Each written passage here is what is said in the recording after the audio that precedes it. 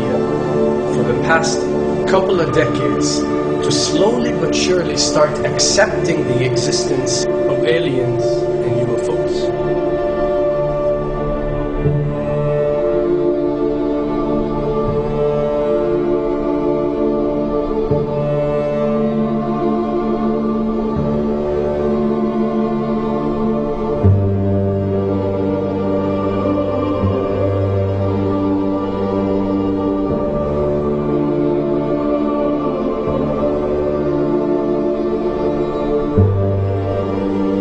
I can tell you right now that 99% of every UFO sighting that has ever taken place has actually not been an unidentified flying object, because this has always been military technologies.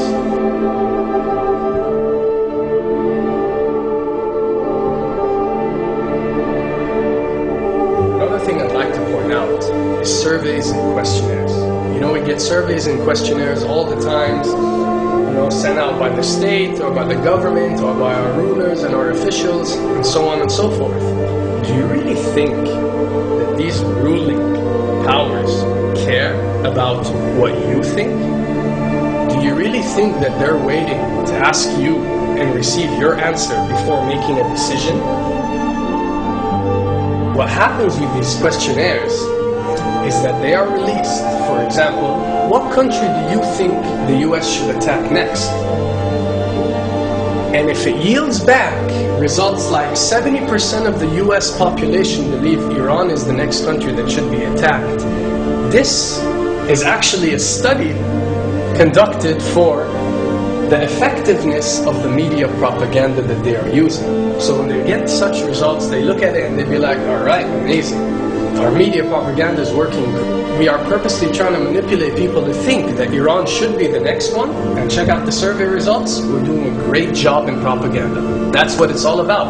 And if the results come back and they aren't up to par, so let's say 20% want war with Iran and 80% want actual peace, they say, okay, so now we have to go and rework our media propaganda and make it more effective so these percentages change. Why am I saying this? Because of the UFO phenomenon. Since the 60s, the amount of people who believe in extraterrestrials have skyrocketed. And it's only increasing day by day in our modern world. This only confirms the success and the plans that are taking place to first manipulate you to believe in UFOs, and second, to conduct a UFO attack that is going to force the whole world to unite to fight off this enemy and accept the New World Order. A former Canadian government official is warning we may be on the verge of intergalactic war, saying, quote, the Bush administration has finally agreed to let the military build a forward base on the moon, which will put them in a better position to keep track of the comings and goings of visitors from space, and to shoot at them if they so decide. I was introduced to the late Dr. Wernher von Braun in the U.S., the father of rocketry. In my first meeting with him, during that first 3.5 hours, he said to me, Carol, you will stop the weaponization of space, because there is a lie being told to everyone that the weaponization of space is now first being based upon the evil empire, the Russians. There are many enemies, he said, against whom we're going to build this space-based weapon system. The first of whom was the Russians, which was existing at that time. Then there would be terrorists. Then there would be third world countries. Now we call them rogue nations or nations of concern. Then there would be asteroids. And then he would repeat to me over and over, and the last card, the last card, the last card would be the extraterrestrial threat. As a military strategist, as a person who worked on the MX missile, which I did later, he said, you will find that there is going to be a spin to find some enemy against whom we have to build space-based weapons, and now we should expect the spin. And that's the formula, except that it's all based on a lie. A supersonic saucer. Called the Silver Bug, it was truly revolutionary. The plans show in detail a multi-jet engine craft that boasted amazing maneuverability and speed. It's an intriguing thought that this concept may tie in with the work of the German scientists who brought saucer technology to the US at the close of the Second World War.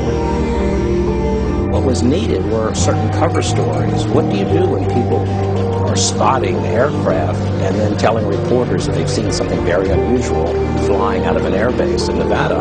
And frankly, this was the origin of a lot of the sightings that took place in the mid-50s, 1954, 55, 56, of unidentified flying objects, the UFOs. So the CIA was involved in encouraging people to believe that, yes, they saw UFOs, and the CIA and the military tried to be very helpful to reporters to get these stories out, to divert the attention of the country, and particularly the people in this region, about what they had actually seen. Mexican Air Force pilots capturing on videotape what are said to be 11, count them, 11 UFOs. The Mexican Air Force has released a video that some of you are going to find difficult to believe. A journalist says it shows images of UFOs tracking a Mexican military plane. So what's the truth about UFOs? The story of successive attempts to develop radically new forms of flight, conducted under the strictest secrecy, is inextricably bound up with our relationship with UFOs over the last 60 years. Whether it's Allied pilots buzzed by strange balls of fire in 1942, or the Roswell incident 5 years later, there is a strong case to be made that secret military technology offers a convincing explanation for many UFO stories. Anytime the government has secrets that they can keep from us, they can manipulate us by those secrets. In essence, they still remain 25 years at least ahead of us in technology, information, and knowledge, and secrets, and they are using them against us. I heard over the years many times over that the plan to usher in the New World Order would be to make all the people in this country and around the world feel totally helpless to prevent the New World Order from occurring, this world dominance plan, by saying that we had been invaded by aliens, so that we would say, oh please UN, come in and help us all. So bear in mind that there is a plan, orchestration, to get people to be submissive through a secret technology and information that they're keeping from you under the blanket of the so-called National Security Act.